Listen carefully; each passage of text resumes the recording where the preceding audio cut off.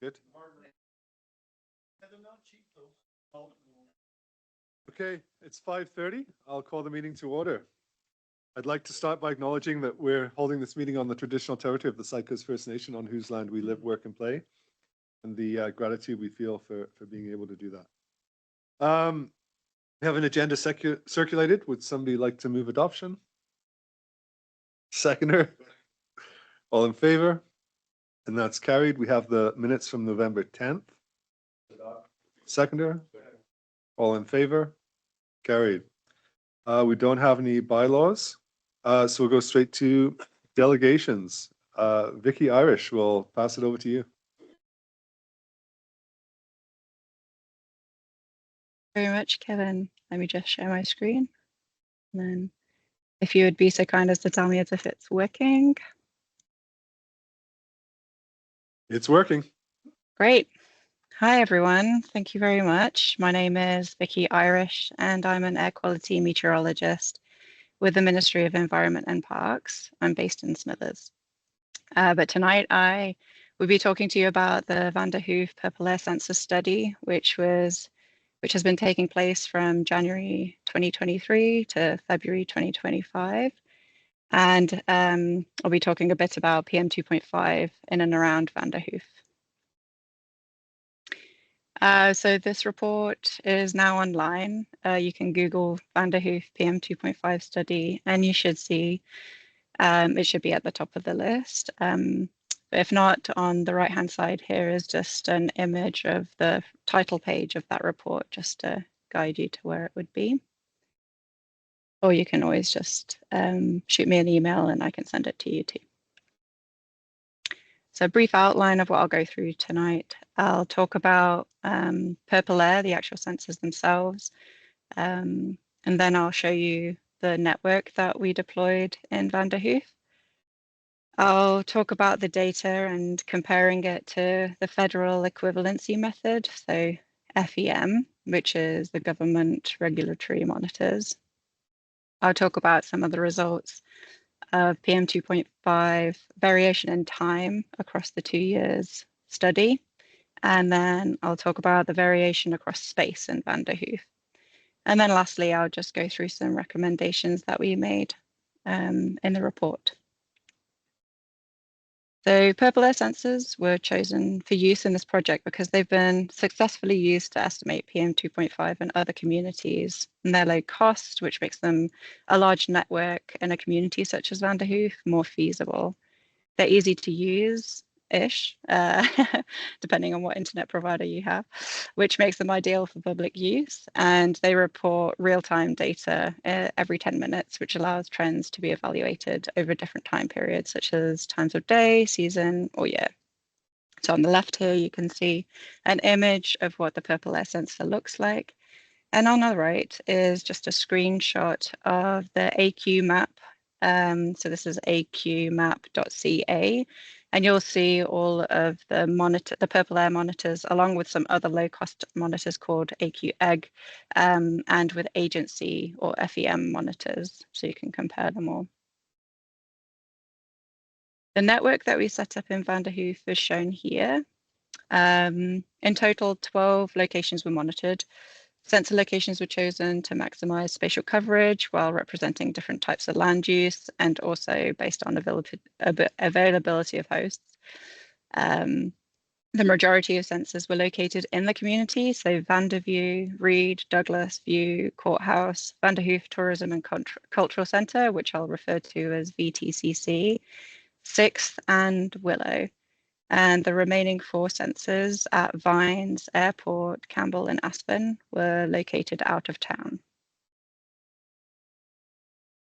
It's important to understand how well Purple Air sensor data matches regulatory monitors, so FEMs. Van der Hoof has had a regulatory monitor installed at the courthouse since 2009. And for this study, a Purple Air sensor was co-located with it. So that's in the right-hand picture here. At the top, you'll see the inlet for the FEM monitor, so our regulatory monitor. And then below that is where we attach the Purple Air sensor. The Purple Air sensor tended to report slightly higher values than the FEM monitor at low concentrations. So this suggests that the corrected purple air data, they're suitable for understanding trends and spatial patterns of PM 2.5, but they're less suitable for reporting accurate 1 hour PM 2.5 concentrations or for formal comparisons to air quality objectives and standards for regulatory or public health purposes. So on the left here, we have a kind of comparison of the purple air data to FEM data, with the FEM data on the horizontal axis, and on the vertical axis is the purple air. That red dotted line is a one-to-one line. So if they were exactly the same, they would all sit on that red line. And that blue line is the line of best fit. So it's pretty good, but still there's a bit of a bias there. So onto the temporal variation. This plot on the left-hand side is data for 2023 and data for 2024 on the right-hand side. On the vertical axis, we have the month, and on the horizontal axis, we have the list of the sensors going from west to east. So this plot shows that the highest PM 2.5 concentrations were observed during May, July, August, and September of 2023 and September of 2024.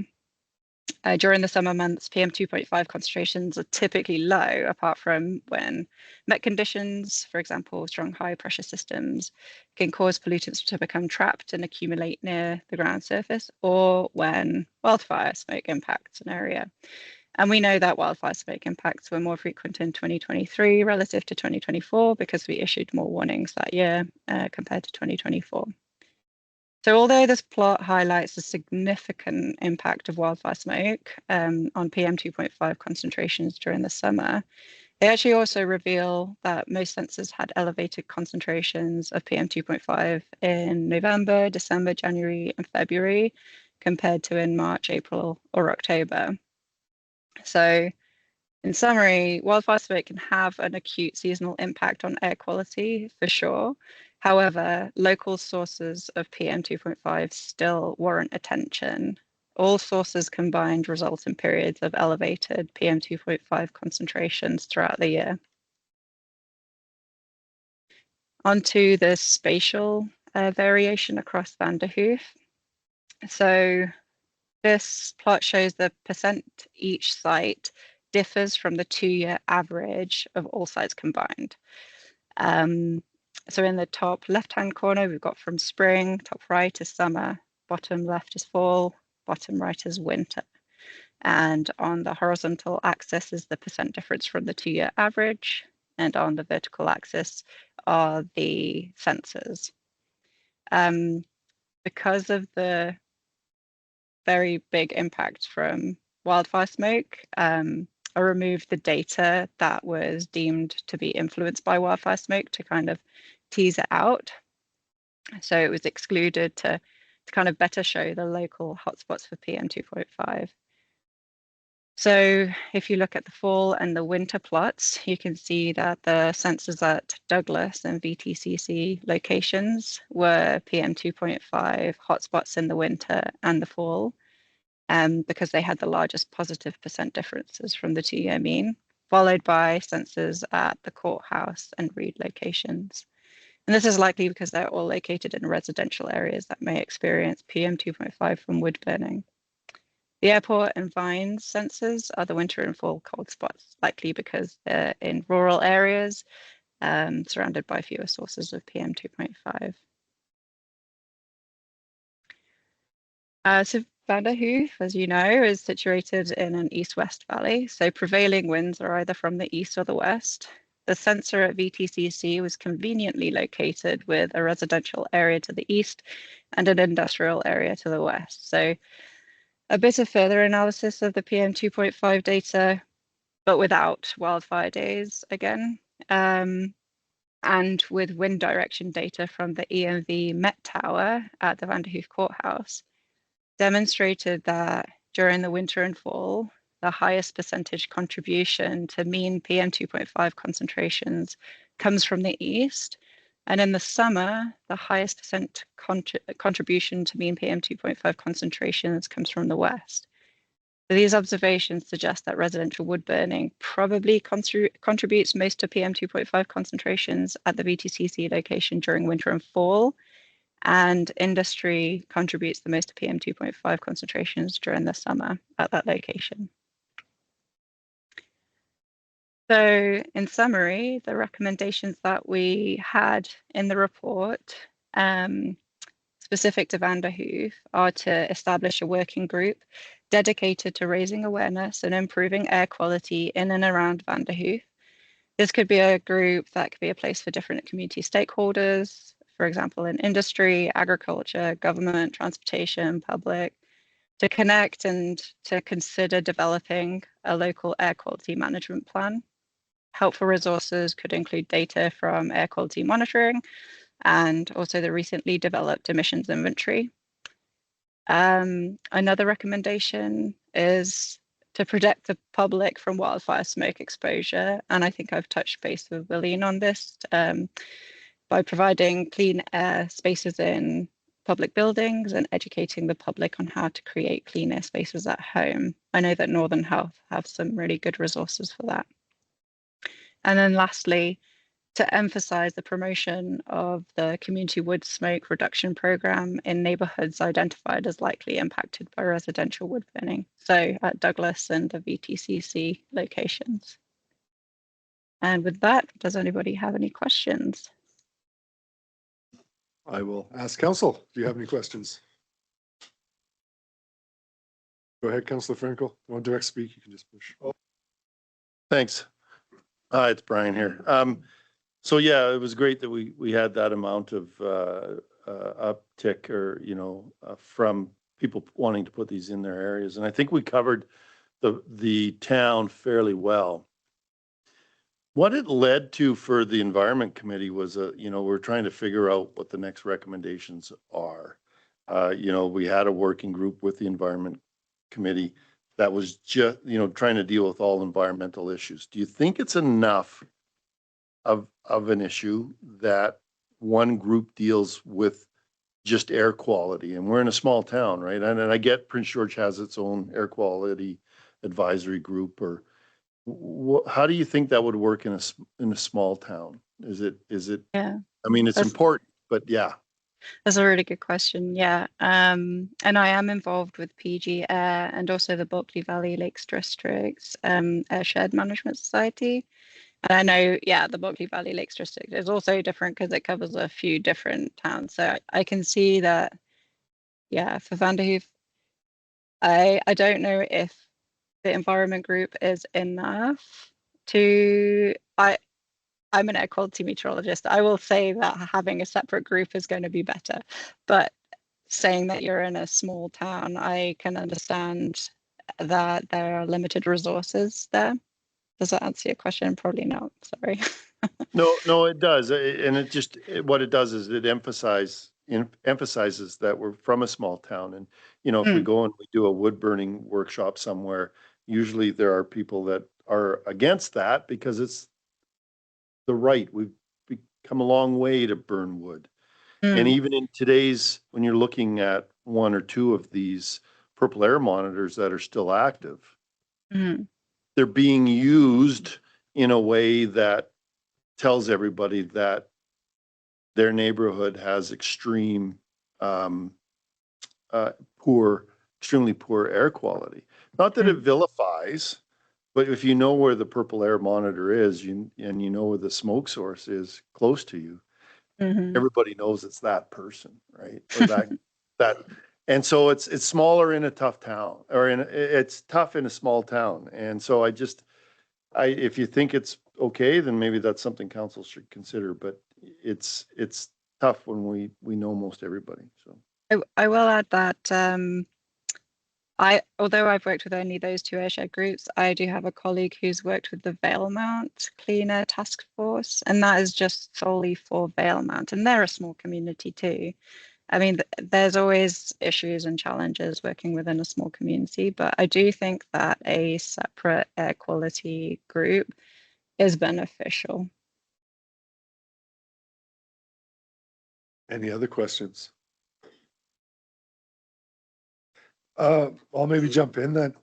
Just on the wood burning side of things, a number of years ago, there were changes to the regulations that were kind of in a 10-year rollout. And I can't remember when that came down. Do you remember when those regulations take place on like setbacks for wood burning, outdoor wood burning appliances and items like that? Do you mean the open burning smoke control regulation? No, with wood heat. Wood heat.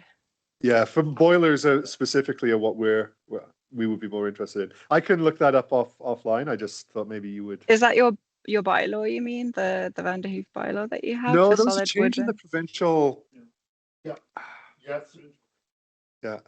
Yeah, there was a change and so we were kind of shocked at one time that the uncertified wood boilers were known to be carcinogenic in the fact that what they caused, right? And the province at the time had said, well, yeah, we know we're not going to grandfather them, and then they pushed it off for a bunch of years.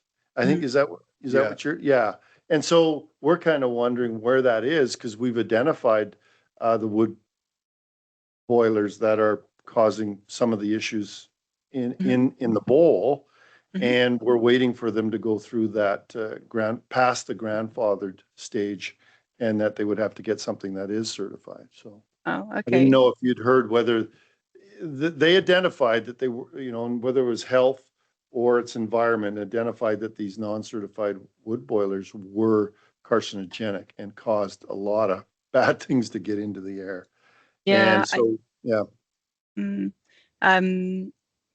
Although they may be grandfathered in, I don't know, as a small community, I don't know, do you know the people who have them and like encourage them to apply for the community wood smoke reduction program? Because that will allow them to exchange. I don't know how that is in like reality, trying to deal with that, but if that's the thing, because the community wood smoke reduction program is pretty good, if you have the funding for it. Yeah. Good. Well, I just want to say thank you. It was really great to get the report. I hope that the Purple Air Network keeps up and people keep them going because it really is interesting. And I know myself when there's a poor air quality day to jump on there and see what parts of town are getting hit worse and that. And it's neat data to have, right? Yeah, it is. Yeah. Well, thank you. Thank you very much. Thank you. Okay. Bye. Okay, we'll go on to the Chamber of Commerce. Nikki and Shelley. You'll have to turn the mic on up there today, sorry. No comment. All right, good evening. Thank you guys for having us. Me and Shelley are here on behalf of the Chamber tonight. The Vanderhoof Chamber of Commerce is a nonprofit organization dedicated to fostering economic and social growth in partnership with local businesses, professionals, and residents. As an independent contractor of the District of Vanderhoof, the Chamber delivers services outlined in Schedule A of our agreement. We extend our gratitude to the Board of Directors, the District of Vanderhoof, local businesses, and the community for their continued support, which enables us to provide these services effectively.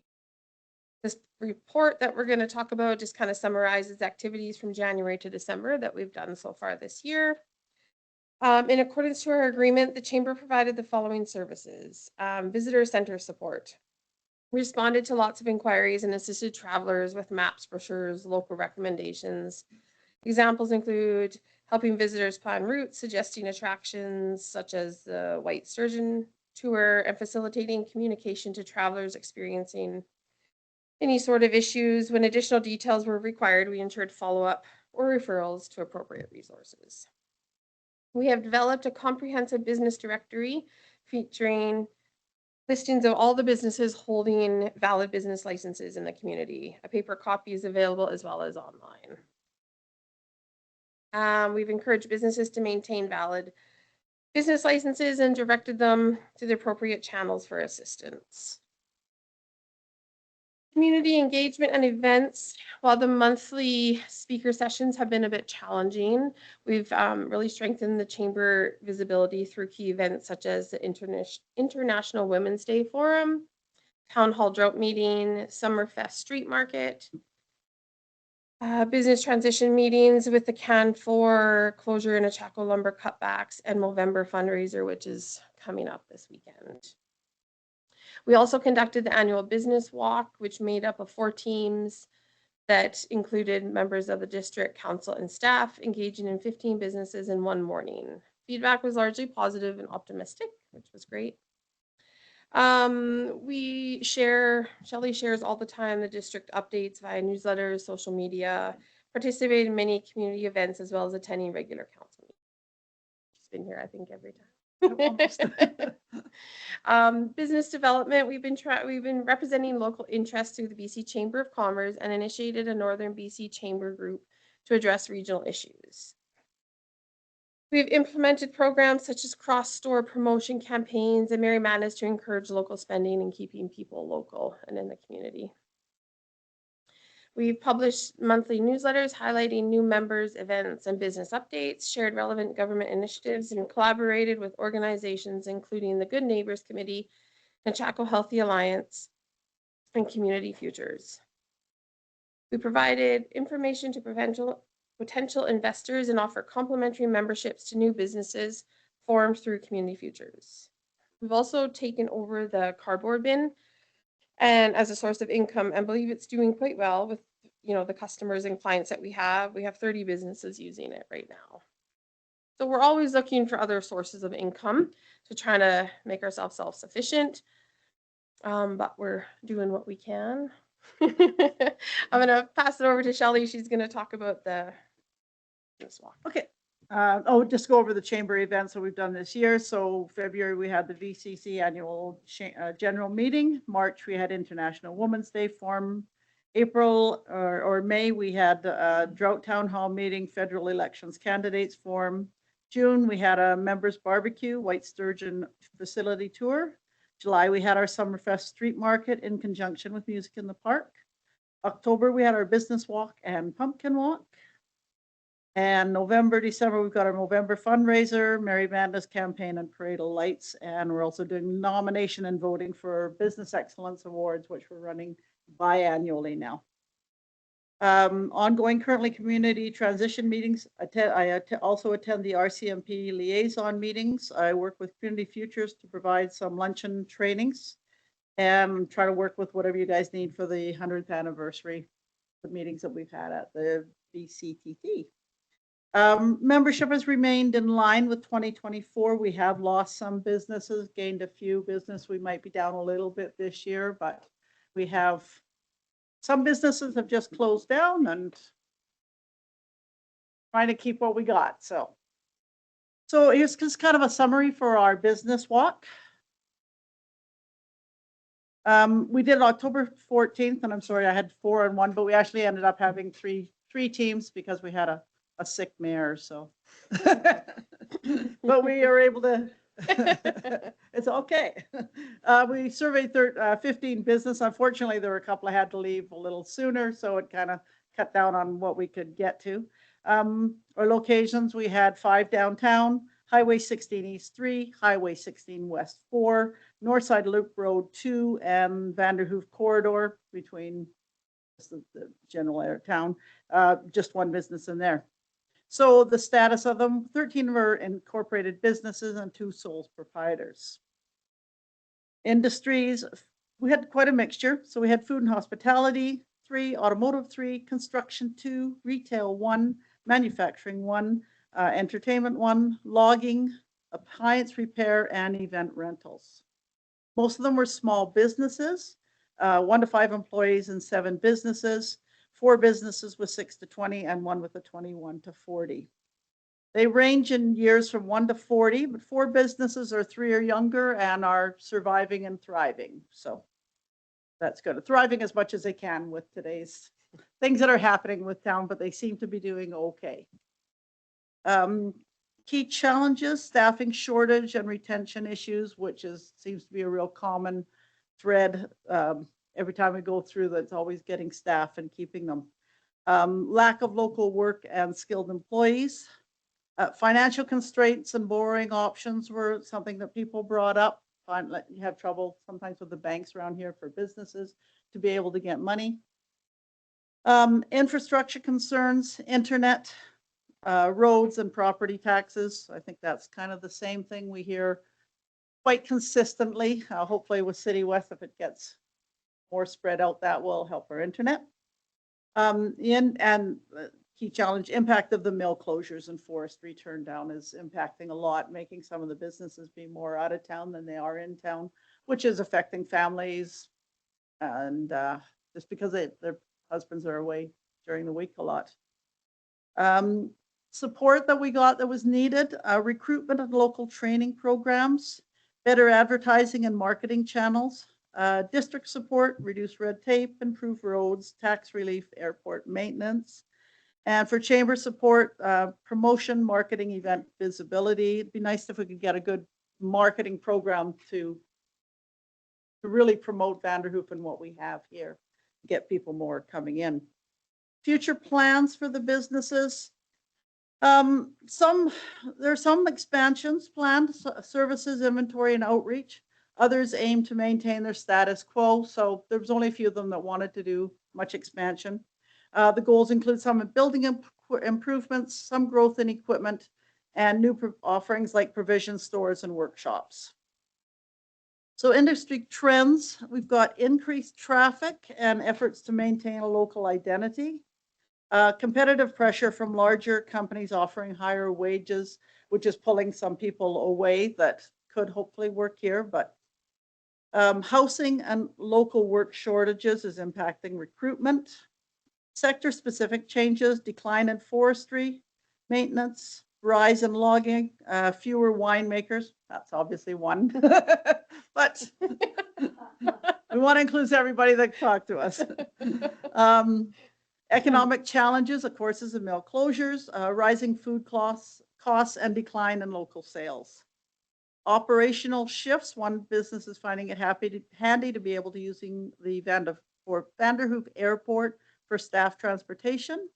Merging risks is online scams, and that keeps coming through more and more, and we hear about it. I get phone calls on it and try and pass on when I do hear of things for people.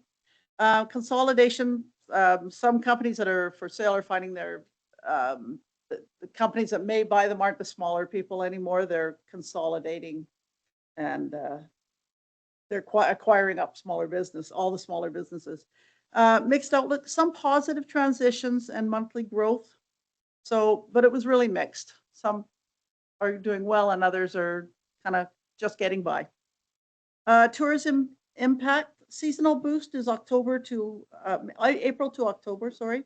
Hunting season, one of the businesses I was kind of surprised, they rent radios. I didn't know they rent radios to hunters, so when they're coming in the area, they're safe.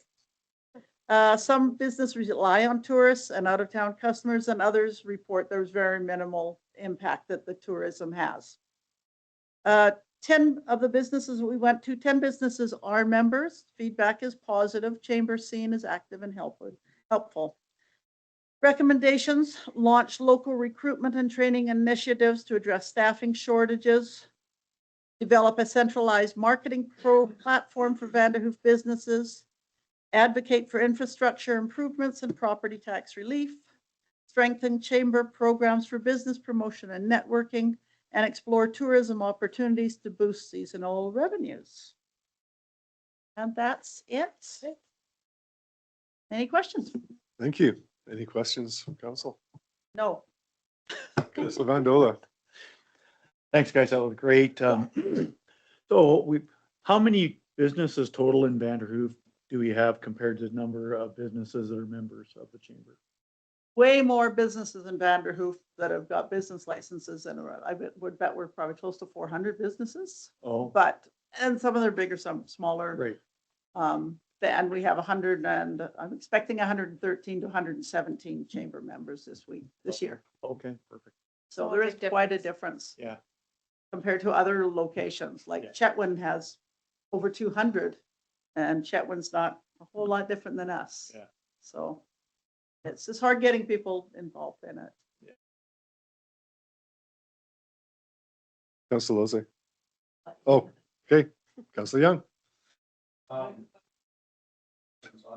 Yeah, yeah, they're they're on on. direct speak, so you have to turn them on, turn them off. Okay, I thought you were on. Okay, there's a mention of red tape. Is there some examples on that so we could have staff working on certain things? Because over the years, that definitely has been something I know staff's worked on. But if there are examples, specific things, can that get shared with staff? So I think it was you that brought back the red tape part. One of your- we don't have to do that. No, I mean, just could Yeah, I know, forward it just- to us. So like, so I could something- report it back to you, who Okay. was kind of saying what the red tape kind of thing. perfect. So- Yeah, I think one thing just from a business point of view is with the different bylaws, and it's something we're gonna look into, maybe having a luncheon or something. Just making businesses familiar with what you're allowed to do and what you're not allowed to do and what you need to have permits for and what you don't need to have permits for and what this is and what that is, because in years past, you haven't necessarily needed all these permits per se, right? Or it hasn't been followed through that you have to have a permit to do this, or you have to be able to do that, or your entrance has to be this wide. But now when all of this is coming into play, that's not a bad thing, but businesses just don't know. So So they need then, more aware. yeah, it's the awareness and just informing people of, Okay. and lots of the businesses and business owners and buildings have been around a long time, right? So things have been grandfathered in or just kind of always done this way. And then when you get other things come in, then that doesn't work Yeah, anymore. it's a problem. Okay. Yeah, And there's- that's probably where the red tape thing comment. Oh, all came good. the most. Types of training initiatives. What, there's mention of training initiatives. Has some of this been shared maybe with CNC already from the chamber in terms of ideas around upgrading or types of training that would, I'm not sure what that means. Like, is it? sort of Yeah. Most, and then some of them didn't give me specifics. Okay. Like, some of them just say, we need more training to have people here. But I think it's probably more to do with, probably more the industrial training. I know BID is looking for people, but they need people that are trained in specific trades. So, and I think that's probably more of the training, more trades training than like office training. We Okay. can get the office training through here. For sure. But I think it's more the trades training. Sometimes it's hard to bring people in. Maybe we aren't able to pay as much as some guy in Alberta. So it's probably deterring getting people to Mhm. come to Vanderhoof. And then the housing and rental aspect of it is a big downfall too. It's Okay, hard to get because people. I know we've had quite a few meetings with CNC over the past couple of years. I'm just wondering if there's a Yeah. conduit for Yeah, and I the know chamber the it's- same way, like, so that those, right from industry, there is connection. I am assuming that CNC is trying to connect, but it'd be good if Yeah, Yeah, that's that'd be happening another because, I was actually surprised that CNC didn't have enough people to run the mill to mine course the last couple of times. Because like a year ago when we had our talks, they had like over 100 and some odd people. Mhm. And now all of a sudden they don't have enough to run it. So I don't know what happened there. Mm. You still got the guys getting laid off. You would think there would be a little more continued interest in that. So Yeah, for sure. that kind of surprised me, but. and I'm not trying to micromanage you, but then infrastructure improvements that come by too, because you did mention the whole thing around the internet and when you mentioned it, hopefully that gets addressed. Is there some other infrastructure we're talking about? Not Well, that anybody said specifics. Okay. That's the problem. Sometimes it's just more general when Okay, you're talking to them in notes. I can go through the ones that did question it and let you know for specific people if they said anything specifically. The only one, there was one on roads Yeah. and Mayor Moutre and I talked. that Perfect. one, So, Okay, because I just thought there's something that's left out that Yeah. we're not aware of. It'd be good just to bring up because Yeah. maybe there is an issue of bottleneck somewhere.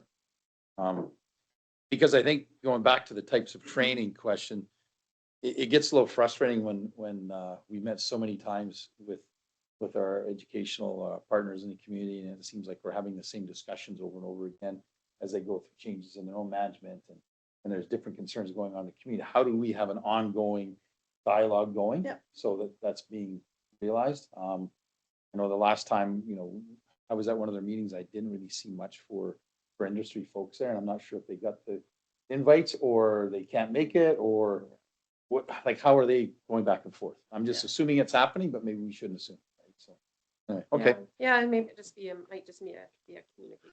yeah, for sure. Thanks. Great. Councillor Frankel. Yeah, just, I'm glad, first of all, Shelley, I want to say thanks. You're a person that's come to every one of our, if not all, every meeting and. Sorry and about that. yeah, we want to apologize. Yeah, no. That sometimes, you know, the workings of government can be dry, right? And so I really appreciate you stepping up and coming to every one of our meetings to understand how government, local government runs. And we really appreciate that. Actually, I've learned a lot and I enjoy it. so. Yeah, that's awesome. Immigration, migration, did that come up in our staffing shortages and retention, you know, the need for it? If there's a need and we hear there's more of a need, we think there Yeah. might be, but if we hear that right from businesses, that gives us a leg up to push a little bit harder politically. That wasn't brought up in any of the businesses Okay. that we went to. Okay. So, but The second one I have is part of that is housing. Housing is an issue. You've mentioned that it's an issue. Yeah. I don't want to lecture our community. I think that I know that Oak Ridge is now selling for $1,900 a square foot. A square foot. That is $1.9 million for a condo in Oak Ridge, on Oak Ridge, on Cambie or wherever that is. So I get it. I hear the complaints about housing, but how do we help educate folks that we're in a pretty good position here? We're not $1,900 a square foot in, you know, and we need to incentivize somehow that we start building again, and we're not there. I think there's a graph that'll come together next year, the year after, where that price will switch around. It is cheaper to build. That's coming. But we need to tell folks that it's truly not too bad. Same with property taxes. Yeah. So No, I don't know how to do that, but if I you know, have some like, thoughts would be great. one of the companies that went to, they said they had no houses built, like they weren't Mm-hmm. concrete. They didn't pour any this year for houses. Yeah, okay. So, Yeah, we went to the Shackle Concrete, right? Yeah. Yeah. They are now, and yeah, I think they had poured one basement in over a year, Mhm. and they were quite concerned in the springtime, right? They Mm. just had nothing coming up, and they were concerned they were gonna have to lay people off, and, you know, and then things did start to pick up a little bit, but Okay. the building housing industry has not done anything for them here. No. On that note, though, there are rentals that are available and people aren't taking them too. So when people say there's no rentals, they're there. Like we see them, we have one personally, and Yeah, there seems to be, even in some management of businesses, people are saying we're unaffordable, right? Which is not a fair comment. And then they throw out figures like $700 or $800 a month for rent. And I'm like, I don't, Yeah. maybe when I came here 40 years ago, that's what Yeah. it was, but Yeah. like, yeah, I don't know. yeah, I don't know how we work together to communicate that better, whether we say, here's what Prince George is, here's what we are, I don't know. Because Prince So- George is almost twice as much as we are. Yeah. When it comes to rent. Yeah. Until the price goes up, we're not going to have any more builds No, because it doesn't make economic sense, right? Yeah. Like, so, yeah, you can't afford to build something that you Yeah. can't sell for what it costs you. yeah, exactly. So Yeah, no. anyway, maybe those are things that we can work on together. Feels like that's what people say, right? That's just something that they always say. and- Okay, And if you kind of do your due diligence, you see it's actually not that bad. Here, Yeah. Right? It is very affordable. You know, back, you talked about some marketing strategies. Is there maybe that's some place we can go in terms of, over the next years? 'Cause, you know, I don't want to compare to other communities, but like when you compare to down south, I know I just came back from meetings with a bunch of other fellow principals and I'm just baffled at times. We're sitting around the table, there was 3 of us from the north, somebody from the interior, and then a couple from the lower mainland and talking about wages are basically the same for all of us. And yet they're having to pay mortgages on things 3 times that we are, and I don't even know how they're making it, Yeah. you know? yeah, And then a lot of other areas, it's similar wages here as it would be in other communities, and you're kind of going, I understand people's frustration up here. You know, the whole nation's frustrated about different things. But I think that's something that we can celebrate a little bit, saying, hey, the cost of living, when you factor in housing prices, that's the biggest thing that these are Yeah. looking at down south. We don't have that stress in the same magnitude, I don't believe, when you look around. So Like, there's no way people live down there. Everybody in that family has to work. Yeah. Right? For Yeah. sure. You know, the heads of the households, both, and also sometimes kids, they're all having to work to make sure they can pay these mortgages. So Yeah. I think it's something that we have to, it's a shift in our expectations in living. Where the rent used to be, like you said, so low, and you could come to Vancouver and buy a house for next to nothing. In comparison, we've talked with our builders who are also extremely frustrated and going back to that. It has to make sense for them to build, so we have to get to that threshold. But when the same home is selling for $400,000 more, that's being built just in Prince George, kind of going, okay, we're not getting too out of whack. No. Like, we have to talk about that. It's just the shit, we gotta get people to say. Yeah. That's what maybe we need to market Vanderhoof better, differently, more That affordable affordably, thing. exactly. And we like- should be making excuses. Oh, we can't do this, we can't do that. Hey, you know what? There's opportunities. Yeah. Some folks come up here and are amazed how low the prices are. So anyway, Yeah, it's definitely a avenue that needs. Yeah, Good. Well, thanks for this report. It's very interesting. It's always tough with a small sample size. it is. Yeah, it'd be nice to have a little bit bigger, but it is what it is. Exactly. Another And I do regret that because I actually really enjoy the opportunity to get go out and around talk. and talk to businesses. So I mean, maybe we were doing 2 a year. I mean, I don't really have a problem going back to the 2 a year. Maybe spring after the winter, we can get out and do another one. Yeah. And maybe get some more people out to go around to more businesses, so. that's a more. Yeah, thanks. Yeah, I know, I was one of the ones that was there too, and the rounds we made, it was, I think, myself and Will and Tom. Yeah. 3 of us from this room were there. Yeah, and Dave Christie, Pardon me? Dave Christie. Oh, yes, Dave Christie was there Yeah. too. But I mean, all I was gonna say about that was everything you said was the stuff I heard in the businesses I visited as well. But I think maybe what Councillor Young was saying is a good way to approach it, just kind of being a little more. Certainly, we try and feel optimistic and positive about stuff, but really try and promote it as things are pretty good here.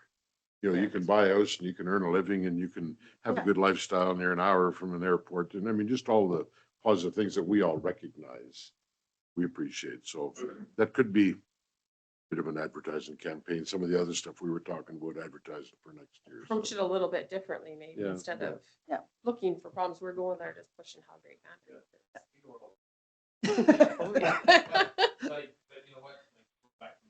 Mike, a lot of times they're outweighed by some of those very things. When you can take so much financial stress off a family, starting with that household affordability, I think that's so huge, right? It is. And a lot of folks are coming here that make decent wage in their past community. They couldn't afford housing to meet their needs, right? Stuffed into little places, little apartments. So it's definitely something I think we could promote better. absolutely. And you look at our neighbors much to the south, looking at 50-year mortgages. I mean, that's scary.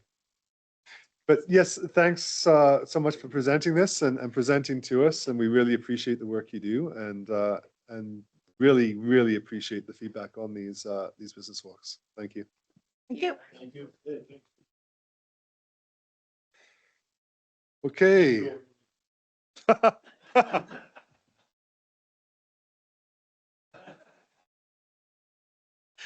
Okay, we'll move on to CAO reports. We have 6.1 zoning amendment up for adoption. Any discussion? Go ahead, Councilor Martins. Reading the address here, but that's the one, It's the housekeeping one. housekeeping one. Okay, good. All in favor? Carried. Okay, 6.2, the beer garden request. This is, comes every year for a beer garden to be held over or just before Christmas. It's not so much a tournament this year, it's a one-day thing, but they still want to have a beer garden that night. So the recommendation is to hold it from 3 till 10 and that they have to be out of the building by 11 p.m. Seconder? Any discussion? All in favor? Carried. And just to follow up to that, there's no more Nechako North Stars. So every year their beer gardens come, just so you know, they're none this year because they're no longer. Okay, 6.3. That's the regular council meeting calendar, so it's the same as last year, but council can still, if you like, change the days, times, whatever you want to do. It's just pretty much the same as last year with the same little tweaks to it. Somebody want to make a motion? Seconder? Looks like you want to say something, Councillor Franco? Oh, no, there's no. All in favor? Carried.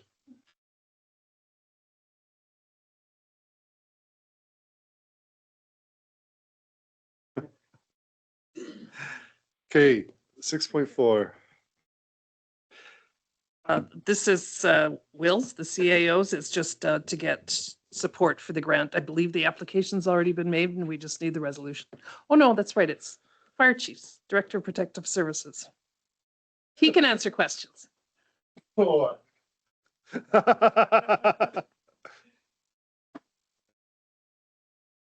have a seconder. Any questions or comments? All in favor? And that's carried.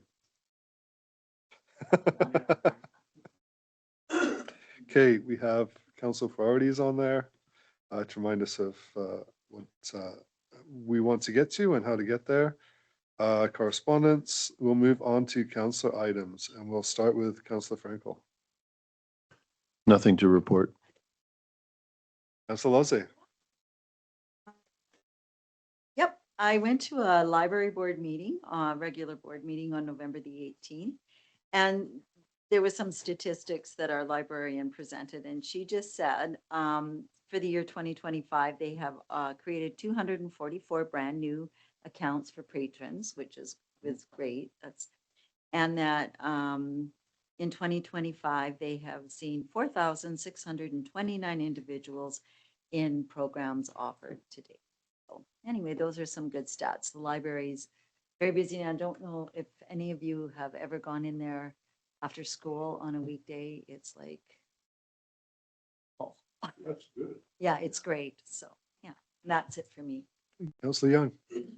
I did miss in the Chocolate Society as I was. So other than that, I did miss the meeting, so other than that, I have nothing to report. Okay. Cindy, I'll get you to turn your Oh. mic off too. And we'll go over to Councillor Vandola. I know. A couple of meetings, we met with our industry partner, Sinclair Group on November 17th to, with the Ministry of Forests contacts. We got to meet Sherry Baker, who is going to be leading the charge on our community forest expansion.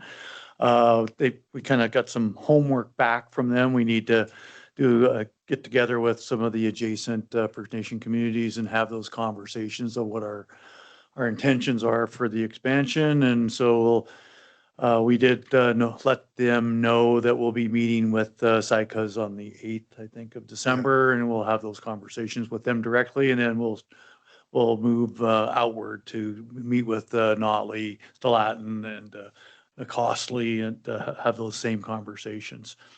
Also on this last Thursday, Friday, we met with BC Community Forest Association reps. We got to meet our regional rep. His name is Sam Coggins. He's out of Terrace, or Smithers, I should say. And essentially, they just kind of wanted to know, what anything they could do to help us along with the process. They also let us know that they had received some funding to fund a couple of liaison positions to help them on the wildfire risk reduction piece, right?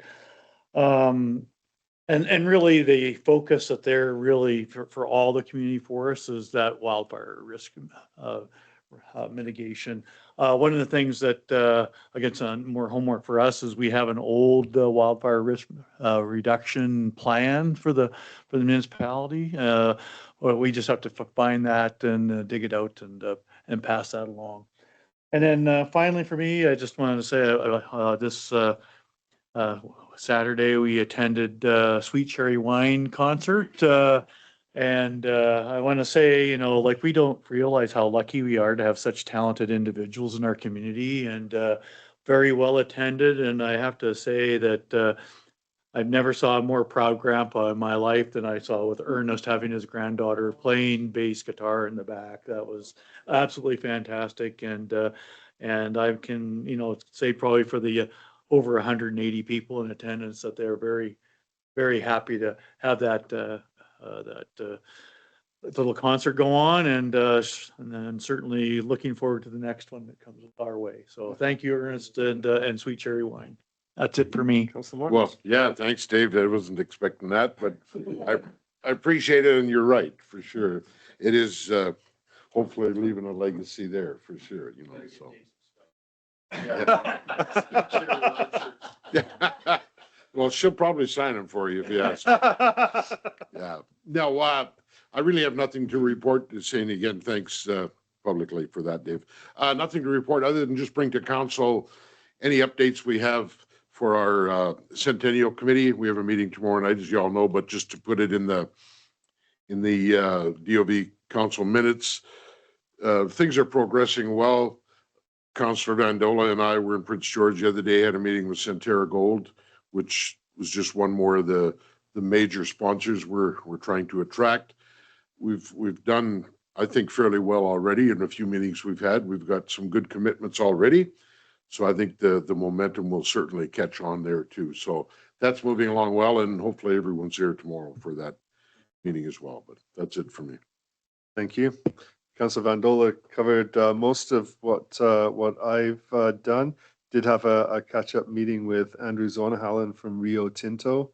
A really good, open, frank conversation there. Do have a meeting coming up with Minister Ma next week on Monday.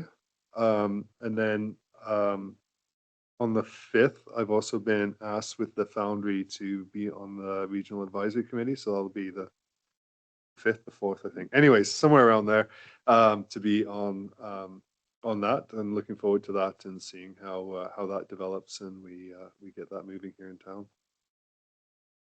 That's it for me. With that, I'll declare us adjourned.